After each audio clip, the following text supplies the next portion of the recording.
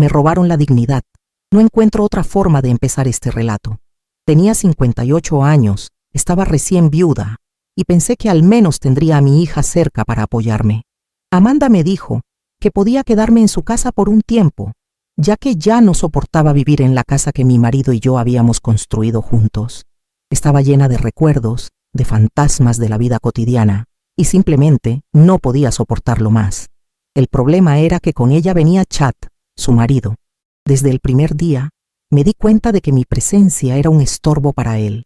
Me esforzaba por no molestar. Cocinaba, limpiaba, cuidaba las pequeñas cosas de la casa y me encerraba en la habitación del fondo. Amanda parecía agradecida, pero al mismo tiempo distante. Chad, por otro lado, me miraba como si fuera un peso muerto en sus vidas. Con cada gesto, con cada silencio, sentía que me estaban reduciendo a la nada. Llegué a oírlo murmurar cosas en el pasillo, palabras que me herían como puñaladas. Aún así, me convencía de que estaba exagerando, que el luto me hacía más sensible. Pero en el fondo, sabía que algo no estaba bien. La noche en que todo se derrumbó, había preparado el pastel de pollo que Amanda siempre pedía cuando era niña. Pensé que sería una forma de traer un recuerdo agradable, tal vez incluso un poco de cariño a esa mesa silenciosa. Pero no hubo nada de eso. Amanda estaba con su celular. Chad bebía su cerveza y el silencio parecía un peso sobre mis hombros. Hasta que él habló. Sin levantar mucho la voz, dijo que tal vez era hora de dejar de fingir que aquello era temporal, que yo no era bienvenida allí. Me quedé sin reacción, mirando a mi hija, esperando que me defendiera, pero ella simplemente desvió la mirada. Chad continuó, diciendo que no trabajaba, no ayudaba con las cuentas y que ellos no podían mantener una boca más. Amanda, en voz baja, murmuró que tal vez lo mejor sería que yo encontrara un lugar más estable. Esas palabras me cortaron de una manera que no puedo describir. No discutí, no lloré delante de ellos. Fui a la habitación, cerré la puerta e hice mis maletas. 2 maletas. Eso era todo lo que quedaba de la vida que había construido. Cuando salí, no hubo abrazo, ni siquiera un cuídate. Solo la puerta cerrándose detrás de mí, y yo sola en la acera, sintiendo como si hubiera sido borrada de la vida de mi propia hija. Pasé esa noche en un motel barato, de esos en los que el papel tapiz se despega de las paredes y el ruido de las máquinas de refrescos en el pasillo nunca para. Entré en la habitación con las maletas y me senté en la cama dura, sin poder creer lo que había pasado. Recuerdo el olor a moho, el frío que entraba por las rendijas de la ventana y la sensación de abandono que parecía aplastarme. Tomé el celular para enviarle un mensaje a Amanda. Escribí, lo entiendo, te amo siempre, y presioné enviar. Esperé horas por una respuesta que nunca llegó. Al día siguiente, me desperté con los ojos hinchados y le envié otro mensaje, más corto, solo preguntando cómo estaba. Tampoco hubo respuesta. Los días se convirtieron en semanas, y cada silencio era como una confirmación de que yo ya no existía para ella. Con el dinero que me quedaba de la venta de mi casa, intenté mantenerme en ese motel, pero el valor era alto para alguien que ya no tenía trabajo. Salía todos los días con currículos simples impresos, caminando por las calles en busca de cualquier puesto, supermercados, cafés, recepciones, pero en cada entrevista era lo mismo. Lleva mucho tiempo fuera del mercado. Tal vez no sea el perfil. Era la forma educada de decirme que era demasiado vieja, demasiado cansada. Por la noche volvía a la habitación y miraba mis maletas en la esquina, como si fueran el único pedazo de vida que me quedaba. Lo que más dolía no era el rechazo de los empleadores, sino la ausencia total de Amanda. Incluso un emoji, una palabra, habría sido suficiente. Pero su silencio era absoluto, y dentro de mí comenzaba a crecer una vergüenza que nunca había sentido antes, la vergüenza de ser desechada por mi propia hija. Una noche, cansada de tanto darle vueltas a la cabeza, tomé una caja de recuerdos antiguos que había traído conmigo. Dentro de ella había algunas fotos, cartas y pequeños objetos guardados a lo largo de los años. Entre esas cosas encontré algo que no recordaba haber puesto allí: el diario de mi madre. Era un cuaderno de cuero ya muy gastado, con olor a papel viejo y tinta antigua. Me senté en el borde de la cama, con la extraña sensación de estar husmeando en algo que tal vez no era para mí. Al principio eran anotaciones simples, cosas del día a día, quejas sobre precios, relatos de idas a la iglesia. Pero entonces, algunas páginas después, me encontré con frases que lo cambiaron todo. Había menciones a un hombre misterioso, iniciales garabateadas, encuentros escondidos y una frase que me heló por dentro. Margaret nunca debe saber la verdad. Leí y releí esas palabras tantas veces que mis manos temblaban. No sabía si llorar, si reír o si tirar el diario de vuelta a la caja. Mi madre había vivido una vida paralela, con secretos que involucraban dinero, encuentros en hoteles, promesas veladas. En una de las páginas hablaba de un arreglo hecho para que, en caso de que algo le sucediera a ese hombre, yo sería protegida de alguna manera. La mención a un abogado específico, de apellido Goldstein, se me quedó grabada en la mente. Pasé la madrugada acostada, mirando al techo, con la cabeza dando vueltas. No era solo el shock de descubrir que mi madre había tenido una relación escondida, sino la posibilidad de que todavía hubiera algo reservado para mí. Por primera vez en meses, un hilo de esperanza surgió en medio de esa oscuridad, y con él un miedo enorme. Lo que estaba a punto de descubrir podría cambiar todo lo que creía sobre quién era yo. En los días siguientes, no pude pensar en otra cosa que en ese nombre, Goldstein. Tomé algunas monedas y usé la computadora pública de la biblioteca para investigar. Fueron horas de búsqueda hasta encontrar una pista. Un abogado jubilado, especializado en sucesiones, que todavía figuraba en los registros de una firma en Dallas. Mi corazón se aceleraba solo de imaginar que podía ser el mismo hombre citado en el diario. Escribí una carta a mano, simple, contando quién era, quién había sido mi madre y pidiendo hablar con él. Pasé 2 semanas esperando una respuesta, cada día más ansiosa, hasta que el teléfono de la habitación del motel sonó. Al otro lado de la línea, una voz envejecida preguntó mi nombre. Cuando dije, soy la hija de Eleanor, hubo un silencio pesado y luego él respondió, siempre supe que algún día te pondrías en contacto conmigo.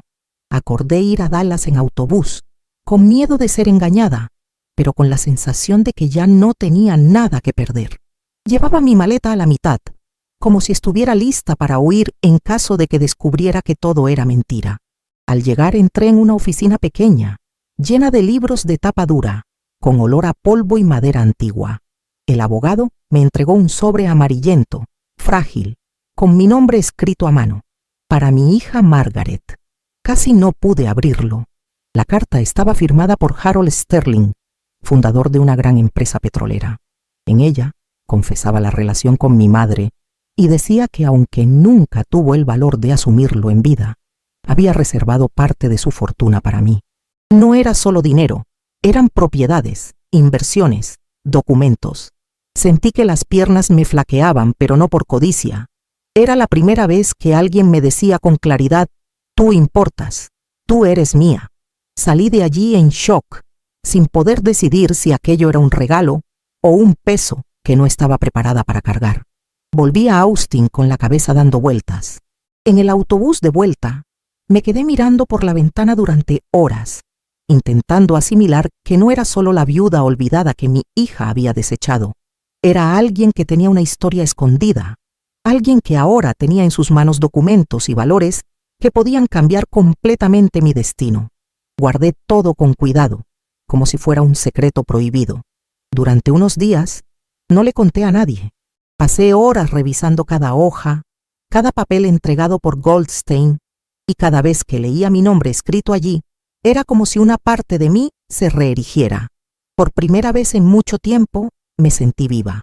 No era la cuestión del dinero en sí, sino el hecho de finalmente verme como alguien que ya no podía ser tratada como desechable. Decidí que no iba a volver al mismo motel sucio. Alquilé un pequeño apartamento por temporada, en el centro, limpio y silencioso. Allí comencé a cambiar mi rutina. Compré ropa nueva, nada extravagante, pero lo suficiente para no parecer más una mujer destrozada.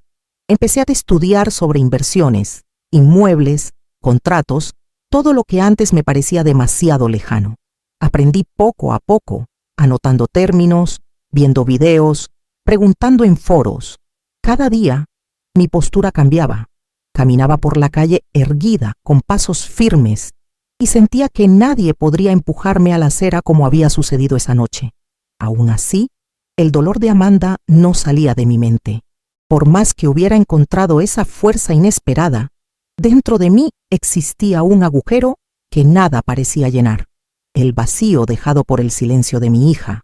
Fue durante una de esas búsquedas de oportunidades que encontré un anuncio en un sitio de subastas de inmuebles. La foto me llamó la atención de inmediato. Un edificio de apartamentos en East Austin, desgastado, pero aún sólido. El corazón se me aceleró cuando me di cuenta de que era el mismo condominio donde vivían Amanda y Chad. Me quedé paralizada mirando la pantalla, como si el destino hubiera puesto eso delante de mí a propósito. El propietario estaba endeudado con impuestos atrasados, y el edificio iría a subasta en pocas semanas. Tenía recursos, tenía orientación legal con el señor Goldstein, y sobre todo, tenía una ira contenida que pedía ser transformada en acción.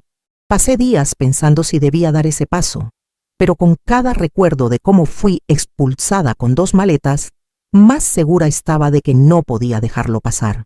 Preparé todo en silencio. Abrí una empresa ficticia, transferí los fondos necesarios y entré en la puja. No le conté a nadie, no compartí mis intenciones, porque sabía que si me detenía a escuchar otras voces tal vez me rendiría. El día de la subasta, mis manos temblaban, pero me mantuve firme hasta el final. Cuando se anunció el resultado, apenas podía creerlo. El edificio era mío. El mismo lugar donde yo había sido tratada como basura, ahora estaba legalmente en mis manos. Volví a casa sola, me senté delante de la escritura y me quedé mirando esas páginas hasta perder la noción del tiempo. La sensación no era de pura venganza, sino de justicia. Había reconquistado algo que me fue quitado, la dignidad. Me susurré a mí misma como si fuera un secreto. Ahora quiero ver cómo Chad se las arregla con una boca que no puede alimentar. Un mes después, todos los inquilinos recibieron los nuevos contratos y los reajustes de alquiler. Para Amanda y Chad, el valor no se duplicó, se triplicó. Yo sabía que él se enfurecería, y solo de imaginar su reacción ya sentía que mi corazón se aceleraba. No era por el dinero, era por el poder de invertir los papeles. Durante años él creyó tener el control. Pensó que podía mirarme desde arriba y echarme como quien tira un objeto viejo. Ahora, sin saberlo, vivía bajo mi techo, pagándome a mí. Cuando Amanda me llamó por primera vez después de meses de silencio, noté la desesperación en su voz. Decía que el alquiler se había disparado, que Chad estaba trastornado, que no sabían qué hacer. Lo escuché todo en silencio y dejé que cayera en el buzón de voz. Esa llamada no era una disculpa, era solo pánico ante una situación que ellos mismos habían creado. Aún así, no pude dejar de pensar en ella. Pasé algunas noches caminando cerca del edificio, mirando de lejos las luces encendidas, imaginando lo que sucedía detrás de las cortinas cerradas. Veía a Amanda moviéndose de un lado a otro, siempre tensa, y oía los gritos ahogados de Chad. La escena me partía por dentro. Quería llamar a la puerta, abrazar a mi hija, decirle que todo estaría bien. Pero al mismo tiempo, recordaba la noche en que ella se cayó, la forma en que permitió que él me echara sin siquiera mirarme a los ojos. Ese conflicto me consumía. Parte de mí quería protegerla. Parte de mí quería que ella sintiera el peso de las elecciones que hizo. Entonces volvía a mi apartamento nuevo, cerraba las cortinas y trataba de convencerme de que aquello no era venganza, era solo consecuencia. Con el tiempo, me di cuenta de que Chad nunca consideraría mudarse de allí. Su orgullo no le permitiría admitir la derrota. Para él, irse sería asumir que había perdido ante alguien invisible. Y Amanda, como siempre, seguía sus pasos. Esa previsibilidad me dio espacio para actuar con calma. Empecé a autorizar pequeñas reformas en el edificio, cambiar cerraduras, arreglar tuberías, pintar áreas comunes. Nada que llamara mucho la atención, pero suficiente para mostrar que había un nuevo dueño invirtiendo. Mientras tanto, yo me transformaba. Fui a reuniones de negocios usando otro nombre, aprendí sobre contratos, conocí a personas que no sabían nada de mi historia. Cuando me miraban, veían solo a una mujer firme, discreta y con dinero en sus manos. Apenas podían imaginar que, meses antes, yo estaba llorando en una habitación de motel. La primera vez que me crucé con Amanda después del aumento del alquiler fue en un supermercado. Yo estaba unos pasillos más atrás y ella no me vio. Parecía exhausta, con el pelo recogido de cualquier manera y el carrito casi vacío, lleno solo de artículos baratos, arroz, huevos, fideos instantáneos. Me quedé parada, observándola poner una cajita de macarrones con queso en la mano, dudar, mirar el celular y devolverla a la estantería. Aquello me destrozó por dentro. Recordé a la niña que corría a mis brazos llorando cuando se caía, y ahora estaba allí, encogida, intentando estirar cada centavo. La seguí en silencio hasta la salida, sin el valor de acercarme. Cuando volví a casa, me quedé horas sentada en el sofá, con la imagen de ella carcomiéndome. Era doloroso admitirlo, pero a pesar de todo lo que me habían hecho, todavía la amaba más que a cualquier otra cosa. Y era ese amor lo que hacía todo más difícil. Las llamadas de Amanda continuaron. Al principio eran más directas, hablando sobre el alquiler y sobre lo furioso que estaba Chad. Después se volvieron más frágiles, casi susurros dejados en el buzón de voz. «Hola, mamá. Solo quería saber si estás bien, si podemos hablar». Escuchaba cada mensaje sola de madrugada, con el corazón pesado. Nunca respondía. No era crueldad, era necesidad. Necesitaba que ella sintiera el silencio que ella misma me entregó cuando eligió el lado de Chad. Cada vez que la duda me carcomía, abría el diario de mi madre y leía esas palabras de nuevo. Margaret nunca debe saberlo. Y repetía en voz baja, pero ahora lo sé. Y esa era la armadura que me protegía contra el deseo de correr y acogerla. Mientras Chad se consumía de odio, intentando descubrir quién era el nuevo dueño del edificio, yo solo observaba de lejos. Enviaba correos electrónicos llenos de amenazas a la administradora. Dejaba notas agresivas debajo de la puerta de la oficina. Gritaba a los vecinos. Culpaba a todo el mundo. Yo veía los informes mensuales, leía las quejas y sonreía en silencio. No porque fuera divertido, sino porque por primera vez él sentía el sabor de la impotencia. Amanda, por su parte, se hundía con él. Una vecina comentó una vez que la había visto llorando en la escalera de servicio. Era duro saber eso, pero yo no la rescataría. Todavía no. Ella necesitaba entender que su elección tuvo consecuencias, que quedarse callada esa noche significó abandonarme, y yo necesitaba que esa lección se grabara a fuego para que nunca más fuera olvidada. Fue una tarde cualquiera que el timbre de mi apartamento sonó. Miré por el intercomunicador y casi se me escapa el aliento. Amanda estaba abajo, identificándose por su apellido de casada, con la voz temblorosa. Por unos segundos pensé en no atender, pero terminé apretando el botón y abriendo la puerta. 10 minutos después, oí unos toques suaves en mi puerta. Cuando abrí, vi a mi hija pálida, con el rostro marcado por ojeras y el maquillaje corrido. Entró despacio, como si no estuviera segura de si era bienvenida. Me senté con ella en la mesa y preparé 2 tazas de té. El silencio era tan pesado que apenas sabía por dónde empezar. Fue ella quien habló primero. Dijo que Chad estaba cada vez más agresivo, que culpaba al alquiler, a mí, al mundo entero, y que ella ya no sabía cómo manejar la situación. Me quedé callada. Amanda continuó, diciendo que ese día en que me pidieron que me fuera, ella se calló porque pensaba que era la única forma de mantener la paz. Contó que Chad insistía en que yo nunca me iría sola, que solo echándome a la fuerza, él tendría el control de la casa. Y ella, asustada, cedió. Cuando dijo eso, sus ojos se llenaron de lágrimas. Dijo que se odiaba por haber aceptado, que no dormía bien desde entonces. Te extraño, pero no sé cómo arreglarlo, murmuró con la voz quebrada. No dije nada, solo me quedé mirándola, intentando reconocer a la hija que crié. No me pidió dinero, no me pidió ayuda práctica, solo quería estar cerca de mí. Cuando se fue, me tomó la mano por unos segundos y susurró una disculpa. Cerré la puerta detrás de ella con el pecho oprimido, sintiendo que las primeras grietas, al fin, comenzaban a aparecer en el muro de silencio que ella misma había levantado. Después de esa visita, las cosas dentro de su apartamento solo empeoraron. No necesitaba cámaras ni informes formales para darme cuenta. Las quejas de los vecinos comenzaron a aumentar. Discusiones a gritos, ruidos de vidrio rompiéndose, gritos de Chad culpando a todo el mundo, incluida a Amanda. Algunas veces el conserje relataba que ella pasaba horas encerrada en silencio, con las cortinas cerradas, como si quisiera desaparecer. Entonces un día recibí una carta anónima por debajo de la puerta.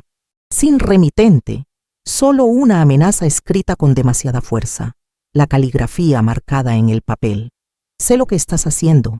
Te crees muy lista, pero voy a descubrir quién eres y te vas a arrepentir. No necesitaba firma.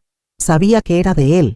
Guardé la carta en el cajón, sin miedo, pero con el doloroso recuerdo de cuando él me miró en la cocina como si yo fuera basura. Decidí reforzar la seguridad del edificio. Le pedí al abogado que organizara más cámaras, más controles, siempre de forma legal y discreta. No dejaría que la ira de un hombre destruyera la vida de los otros inquilinos, mucho menos la mía. Amanda, sin embargo, se veía cada vez más abatida. Un día, supe que había vendido el auto. Otro, que les cortaban la energía del apartamento por retrasos. Yo observaba todo de lejos, sin intervenir. Parte de mí quería correr hacia ella, pero otra parte recordaba que fue su elección permanecer al lado de Chad, incluso cuando él me echó. Era como ver a alguien atrapado en una jaula sin barrotes, sosteniendo las llaves en la mano y aún así negándose a salir. El dilema me corroía, pero me mantenía firme. No era venganza, era consecuencia. Una noche lluviosa, volví a oír el timbre del intercomunicador. Cuando atendí, era Amanda otra vez. Esta vez estaba mojada, con una bolsa de supermercado contra el pecho, como si fuera un escudo. Abrí la puerta sin decir nada, y ella entró despacio, dejando gotas de agua por el suelo. Le di una toalla, preparé té, y nos sentamos en silencio. Amanda miraba la taza, con los ojos hundidos, y de repente soltó. Él no es quien yo pensaba. Está obsesionado. Revisa mi teléfono, mis correos electrónicos, me sigue hasta el trabajo. Me helé por dentro, pero me quedé callada, dejando que continuara. Contó que Chad sospechaba que alguien estaba involucrado en todo aquello, y que llegó a sugerir que yo, de alguna manera, todavía tenía influencia. Era como si el cerco se estuviera cerrando y, por primera vez, Amanda admitía el miedo sin disimulos. No respondí de inmediato. La escuché decir que ya no sabía cómo vivir conmigo o sin mí, que lo había dejado echarme pensando que no sería tan grave. Pensé que podía controlarlo, pero no se puede controlar a un hombre así, confesó, con lágrimas cayendo por su rostro. Fue en ese instante que por primera vez hablé abiertamente. Le dije que ella no solo lo dejó, sino que lo apoyó. Vi el shock en sus ojos, como si alguien le hubiera arrancado la última excusa en la que se apoyaba. No gritó, no se defendió, solo respiró hondo, derrotada. Yo expliqué con calma. Esa noche, solo necesitaba una palabra de ella, y ella eligió el silencio. Amanda no contestó. Dijo solo que no esperaba perdón, solo necesitaba sentirse segura por unas horas. Cuando se fue, antes de cerrar la puerta, me abrazó con fuerza. No correspondí de inmediato, pero al final la abracé de vuelta, despacio, casi como quien sostiene algo demasiado frágil para dejarlo caer. Algunos días después, llegó la hora de la reunión anual de inquilinos en el salón del edificio. Yo sabía que Chad no perdería esa oportunidad de confrontar a alguien, de intentar descubrir quién estaba detrás de los cambios.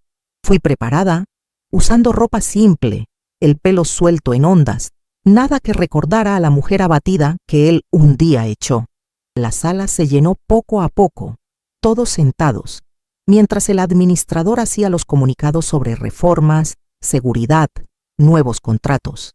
Chad entró de forma ruidosa, con Amanda detrás de él, mirando al suelo. Él exigía saber quién era el dueño, quién estaba arruinando sus vidas. Esperé el momento adecuado. Cuando el gerente agradeció en nombre de ML Holdings y dijo que el propietario estaba presente, me levanté. El silencio que cayó en la sala fue inmediato. Caminé hasta el frente y dije solo: «Buenas noches, mi nombre es Margaret. Yo soy la propietaria». La reacción fue casi física. Amanda abrió los ojos de par en par, llevándose la mano a la boca. Chad se levantó tan rápido que la silla se arrastró por el suelo. «¿Esto es una broma?», gritó, la voz temblorosa. Yo lo miré, firme, y respondí con calma: «No es un juego, son solo negocios». Él se puso rojo, temblando, intentando recomponerse delante de los otros inquilinos. Yo continué, explicando que todos habían recibido mejoras, que los contratos se aplicaron por igual, sin favoritismos. «Lo que no hice fue olvidar lo que me hicieron», agregué. Chad intentó avanzar, pero Amanda por primera vez se interpuso entre nosotros. Ella dijo en voz alta: «Ella no es tu enemiga, tú lo eres». El silencio que siguió fue más ensordecedor que los gritos. Por primera vez vi a mi yerno perder la compostura, y por primera vez vi a mi hija elegir un lado diferente. Después de esa reunión, Chad parecía un hombre hecho trizas. No tardó mucho en comenzar a esparcir amenazas. Primero llegaron las notas furiosas dejadas en la administración. Luego, correos electrónicos diciendo que me iba a exponer, que descubriría cada detalle de lo que había detrás de ML Holdings. Hasta que un día recibí directamente en mi correo personal un mensaje que me heló. Decía que había reunido pruebas sobre la herencia, sobre el pasado de mi madre con Harold Sterling, sobre mí. Amenazaba con ir a la prensa, exponerlo todo, arruinar cualquier reputación que yo pudiera tener. Leí ese mensaje varias veces, en silencio. En lugar de miedo, sentí una extraña calma. Ya había previsto que este momento llegaría. Le reenvié el correo a mi abogado, quien al día siguiente preparó una respuesta oficial. Una notificación con todos los registros de acoso, falsificación de documentos y difamación que Chad había acumulado. El peso de la ley cayó sobre él como un puñetazo. Amanda me llamó poco después, con la voz quebrada. Me dijo que Chad había hecho las maletas y se había ido. Había dejado solo una nota que decía que lo estaban persiguiendo y que su vida había sido arruinada. No lo celebré. No había victoria en eso. Solo alivio y también tristeza por ver a mi hija en ese estado de abandono. Amanda lloraba al otro lado de la línea, diciendo que no sabía qué hacer sola, que estaba intentando reunir fuerzas. Yo solo dije: él mismo se arruinó la vida. Ella se quedó en silencio por unos segundos y luego agradeció. Por primera vez en mucho tiempo no había rabia en su voz, solo cansancio. Era como si finalmente estuviera lista para dejar atrás el peso de él.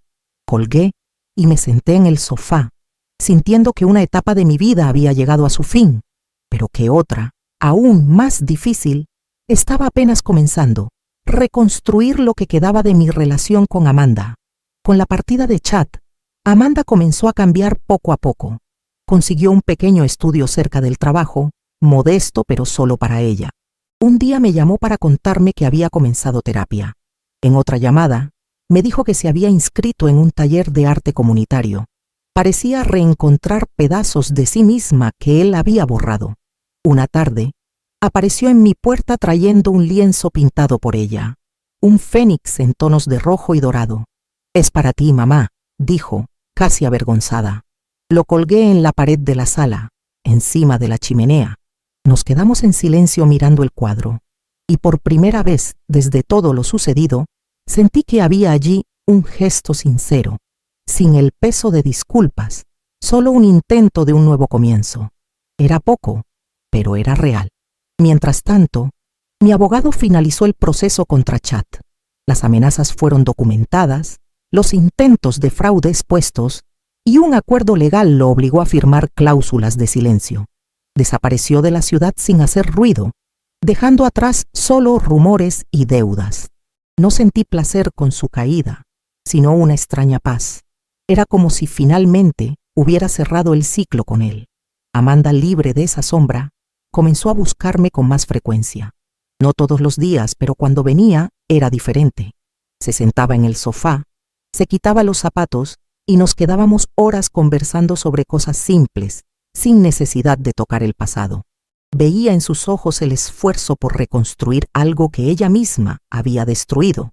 Y a pesar de todo el dolor, una parte de mí quería creer que aún era posible. Un día, Amanda me invitó a tomar café cerca de su estudio. Acepté con cierta aprensión, pero fui.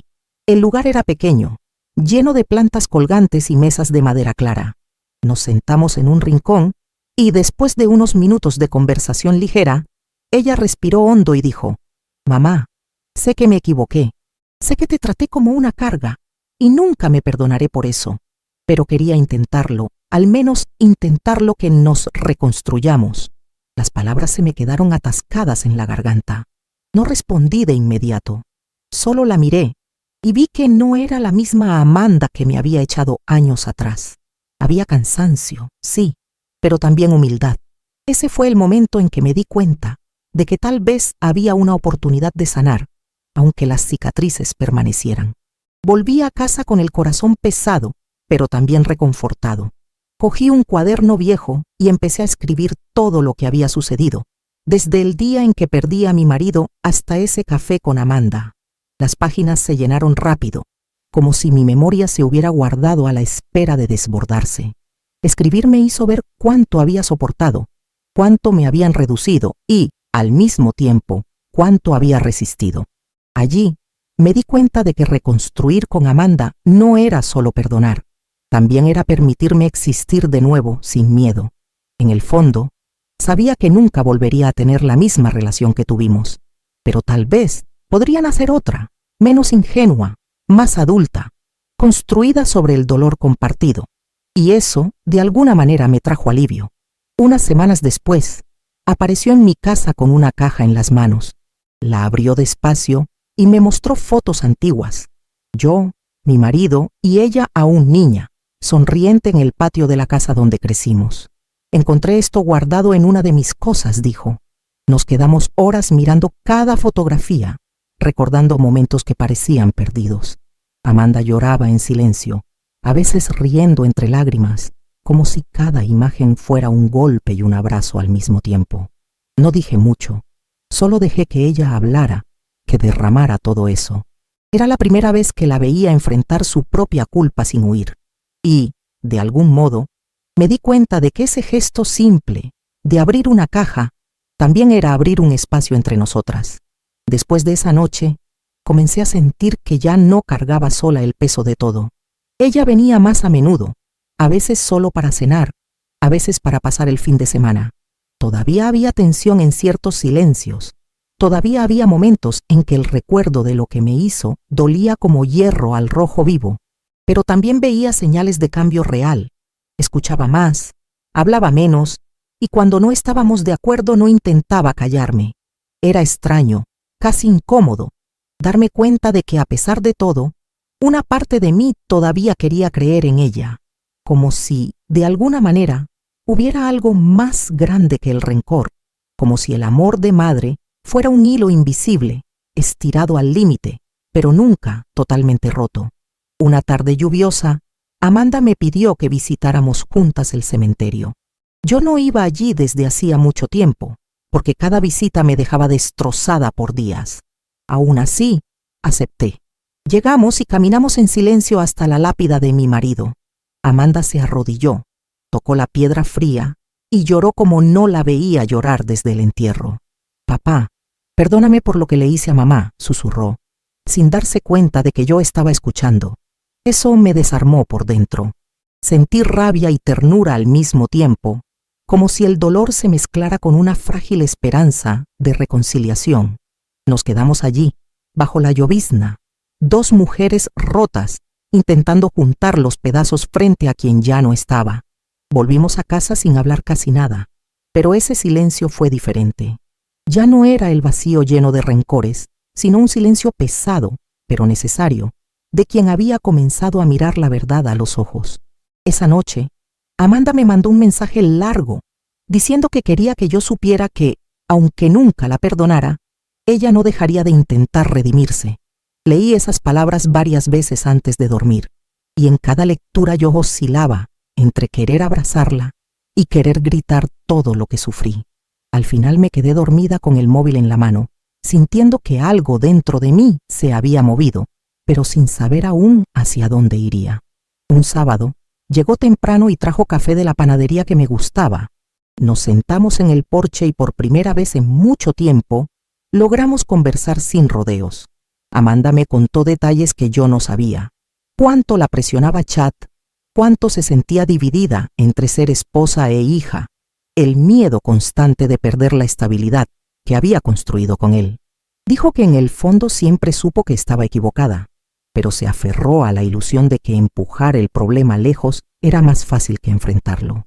Escuchar eso me dio una mezcla de indignación y compasión. Quería decir que no justificaba nada, pero me di cuenta de que ella ya lo sabía.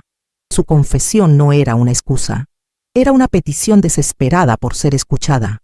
Miraba a Amanda y veía a la mujer en que se había convertido, tan diferente de la niña que corría por la casa con las rodillas raspadas, pero también tan frágil como en esa época.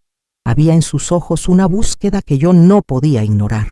Por primera vez sentí que tal vez el camino no era solo sobrevivir al dolor, sino encontrar una forma de caminar juntas a pesar de él. No fue un perdón inmediato, ni un abrazo que lo resolviera todo. Fue solo una mirada que duró unos segundos más de lo habitual, cargada de una promesa silenciosa, de que, quién sabe, todavía quedaba un futuro posible para nosotras dos, aunque estuviera marcado por cicatrices. En una noche fría, me desperté con un ruido que venía de la cocina. Al principio pensé que era cosa mía, pero me levanté y encontré a Amanda sentada a la mesa, mirándose las manos como si llevaran algo invisible. Me dijo que no podía dormir, que las pesadillas volvían siempre con la misma escena. Yo siendo echada de casa, cargando mis maletas por las escaleras, mientras ella miraba con los brazos cruzados. Me despierto sudando, mamá, sintiéndome un monstruo, confesó. Eso me golpeó como una puñalada. No quería escuchar, pero al mismo tiempo, era la primera vez que ella demostraba entender la gravedad de lo que había hecho. Nos quedamos en silencio por largos minutos, hasta que me pidió si podía dormir en mi habitación, solo para no estar sola. Acepté, y en ese momento algo que parecía imposible sucedió. Nos acostamos una al lado de la otra, como cuando ella era niña y tenía miedo a la oscuridad. Ninguna de las dos durmió bien, pero había una extraña sensación de reencuentro en esa habitación. Oía su respiración, irregular, pesada, y sentía que esa fragilidad era el precio de la culpa. No era consuelo, pero me hacía darme cuenta de que el dolor no era solo mío. Amanda estaba aprisionada en el mismo pasado, y tal vez por eso no conseguíamos seguir adelante. En ese instante, me di cuenta de que el perdón no era una llave que yo podría girar de una vez, sino un proceso lento, lleno de pasos inciertos, que comenzaba justamente allí, en la madrugada en que compartimos el silencio y el peso de lo que sucedió. Con el tiempo, me di cuenta de que Amanda comenzó a buscar pretextos para visitarme. Primero eran pequeñas excusas, como traer frutas del mercado o preguntar si necesitaba ayuda con alguna cuenta. Después, ya se quedaba más tiempo, inventaba motivos para prolongar la conversación, hasta perderse contando historias banales del día. Yo entendía que no se trataba de las frutas o las cuentas, era su forma de intentar construir un puente sin admitirlo en voz alta. Y yo, aunque todavía herida, lo permitía. Cada gesto simple de ella era como una gota insistente golpeando la piedra que se formó en mi pecho. No borraba el pasado, pero me recordaba que tal vez existía un espacio para reconstruir, aunque fuera despacio. Un día, mientras tomábamos café, ella comentó sobre cómo el edificio había cambiado desde que yo lo compré. Se rió recordando la expresión de Chad cuando supo que el alquiler se había triplicado. Y por primera vez me di cuenta de que no hablaba de él con la misma firmeza de antes. Era como si, poco a poco, se estuviera liberando de la influencia que tanto la había moldeado. No pregunté nada, no la presioné, solo escuché. Y dentro de mí algo se calmó, porque finalmente vi a Amanda mirándome no solo como madre, sino como alguien que había resistido. Ella veía mi fuerza y tal vez, sin darse cuenta, estaba intentando encontrar la suya a través de eso. Unas semanas después, Amanda me llamó para almorzar en su apartamento. Dudé, pero acepté, intentando entender qué era lo que realmente quería con eso. Cuando llegué, noté el ambiente extraño. No había señales de chat, ninguna prenda de él, ningún detalle que indicara que aún vivían juntos. Poco a poco, durante la comida, me contó que él se había ido de casa hacía un tiempo, que las peleas se volvieron insoportables y que ella no aguantaba más la presión constante. Habló sin llorar, pero se podía ver en su mirada la mezcla de alivio y miedo. Me quedé en shock, no por la separación en sí, sino por el hecho de que ella hubiera guardado este secreto, tal vez por vergüenza, tal vez por miedo a parecer débil ante mí. Después del almuerzo, nos quedamos sentadas en la sala, y Amanda me dijo que uno de sus mayores dolores era recordar el día en que me echó. Me pregunto todos los días cómo tuve el valor de hacerte eso, mamá, confesó, con la voz quebrada. Yo no sabía qué responder. Una parte de mí quería gritar, restregarle en la cara todo el sufrimiento que pasé, pero otra parte solo veía a la hija delante de mí, perdida, intentando juntar los pedazos de la vida que ella misma rompió. Entonces respiré hondo y solo dije: no me quitaste solo la casa, Amanda, te quitaste a ti misma de mí. Ahora necesitas encontrarte de nuevo. Ella lloró en silencio, y esa tarde me di cuenta de que tal vez yo había dado el primer paso para algo que nunca imaginé posible. En las semanas siguientes, la presencia de Amanda en mi vida se hizo constante. Ya no se trataba de visitas ocasionales, sino de un esfuerzo real por estar cerca. Me acompañaba a ir al mercado, se sentaba conmigo a ver televisión, incluso insistía en ayudar con la limpieza de la casa. Yo sabía que detrás de esas actitudes había culpa, pero también había un deseo genuino de recuperar algo que parecía perdido. Y, por más difícil que fuera, yo comencé a permitir que ese espacio existiera. El silencio entre nosotras ya no era tan pesado, y en ciertos momentos incluso lográbamos reír juntas, como si una pequeña parte del pasado hubiera sobrevivido al desastre que vivimos. Fue en ese periodo que Amanda, en un tono casi infantil, preguntó si algún día podría perdonarla de verdad. La pregunta me golpeó como un cuchillo, porque me obligó a enfrentar una respuesta que no tenía. No podía mentir, ni a ella ni a mí. Le dije que el perdón no era una llave que se gira de repente, que tal vez fuera algo que se construía poco a poco, con cada gesto, cada prueba de cambio. Ella escuchó en silencio, con lágrimas en los ojos, y luego sostuvo mi mano por largos minutos sin decir nada. Ese gesto, simple y mudo, habló más que cualquier palabra. Por primera vez en mucho tiempo, sentí que no estaba sola dentro del dolor. Un día, durante una de esas visitas, Amanda encontró una caja con mis cosas viejas, guardadas en el fondo del armario. Eran documentos, fotos, algunas ropas y recuerdos que yo había rescatado poco a poco después de salir de casa. Ella cogió una fotografía nuestra de cuando era niña y se quedó mirándola por mucho tiempo. Después dijo en voz baja: no sé en qué momento me perdí tanto. Esa frase me destruyó por dentro, porque me di cuenta de que no era solo sobre mí o sobre su crueldad de ese día. Era también sobre la forma en que ella permitió que otra persona borrara todo lo que habíamos construido juntas. En ese instante, sentí más lástima que rabia, porque vi delante de mí a una hija intentando reconocer sus propios errores y al mismo tiempo el vacío que quedó de ellos. Le conté entonces cosas que nunca le había dicho. Le hablé de las noches en que lloré sola en una habitación minúscula, sin saber cómo me iba a alimentar al día siguiente. Le hablé de la humillación de pedir favores a extraños, de la sensación de ser invisible, del dolor de andar por la calle sabiendo que tenía una hija viva, pero que no me quería cerca. Mientras yo hablaba, Amanda temblaba y lloraba en silencio, y yo sentía que finalmente ella entendía el peso de lo que había hecho, no para torturarla, sino para que ella viera la verdad pura y dura. Era como si esa confesión arrancara un velo que ella misma se había puesto en los ojos, y yo necesitaba que ella me mirara, no como una sombra del pasado, sino como la madre que todavía estaba allí, resistiendo. Esa noche, después de esa conversación, Amanda me mandó un mensaje largo, algo que raramente hacía. Decía que no podía dormir pensando en todo lo que yo le había contado, que sentía como si hubiera sido cómplice de un crimen contra mí, aunque no se diera cuenta en ese momento. Admitió que el miedo a quedarse sola, a perder la vida cómoda con Chad, la cegó hasta el punto de verme como una carga.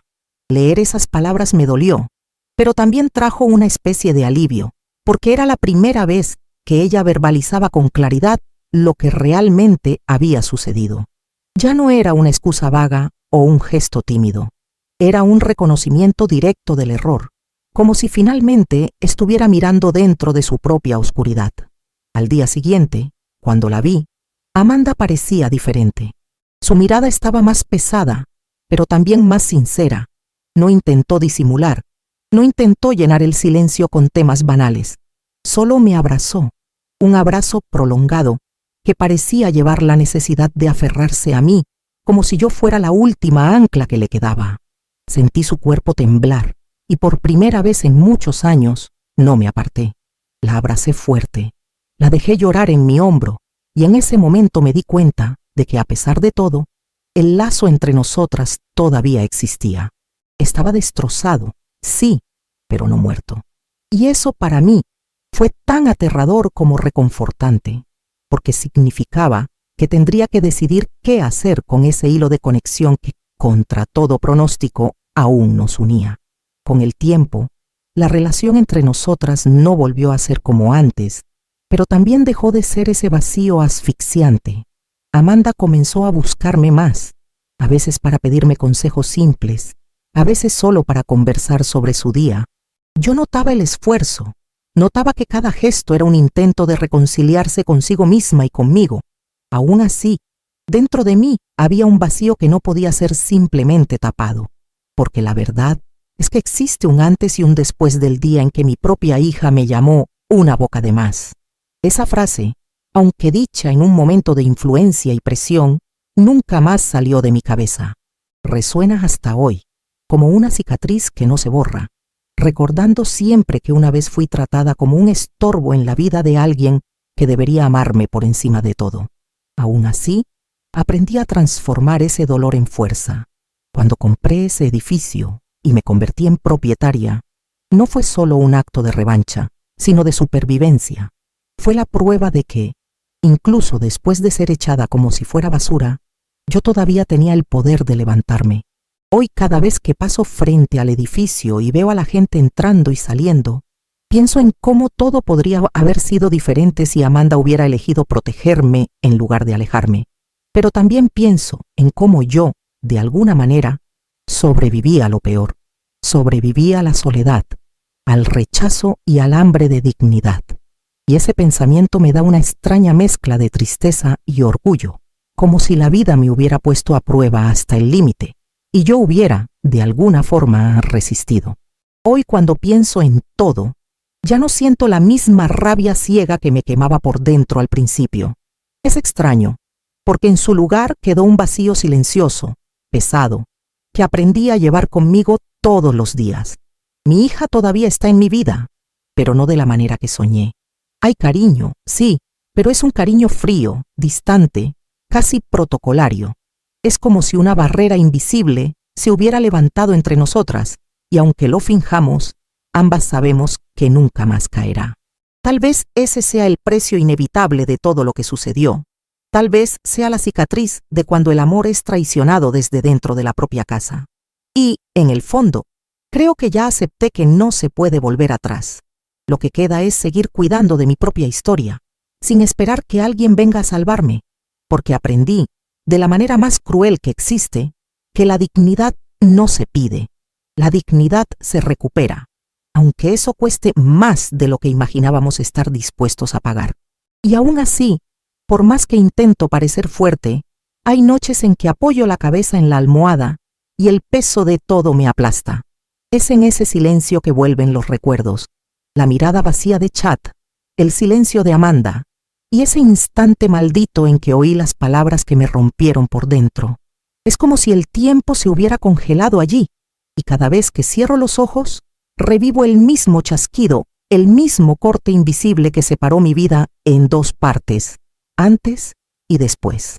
No sé si algún día lo superaré de verdad. tal vez la verdad sea que uno no lo supera. Simplemente aprende a convivir, como quien carga un dolor crónico que nunca cicatriza. Lo que nunca sale de mi cabeza es esto. Me robaron mi dignidad, y cuando finalmente logré recuperarla, ya no era la misma persona. Sobreviví, sí, pero sobreviví rota. Y tal vez lo que más duele hasta hoy sea esa certeza de que, aunque resistí, nunca volví a ser completa. Al final, entendí que pueden haberme robado mi dignidad en ese momento. Pueden haberme dado la espalda y hacerme sentir como si no tuviera valor, pero nunca lograron arrancarme la fuerza que nació en mí después de eso. Ya no soy la misma persona, y sinceramente, ni quiero serlo. Esta cicatriz me recuerda todos los días que sobreviví a lo que parecía imposible. Y ahora quiero preguntarte, ¿qué despertó esta historia en ti? Si has pasado por algo parecido, compártelo en los comentarios o simplemente escribe "lo entiendo", porque a veces basta con eso para que no nos sintamos solos. Este espacio que encontraste aquí no es solo un canal, es un lugar para quienes buscan la verdad, para quienes sienten de verdad y no tienen miedo de mirar hacia adentro. Si esta historia te conmovió de alguna manera, suscríbete ahora y acompáñame en este camino, porque seguiré compartiendo aquello que duele, pero también aquello que sana. Y si quieres apoyar aún más, haz clic en "Sé miembro". Eso ayuda a mantener vivo este espacio. Pero no necesitas parar aquí. Ya hay un próximo video esperando en la pantalla, listo para tocarte aún más profundo. Te espero allí. Hasta luego. Cuida lo que sientes, porque al final es eso lo que nos llevamos.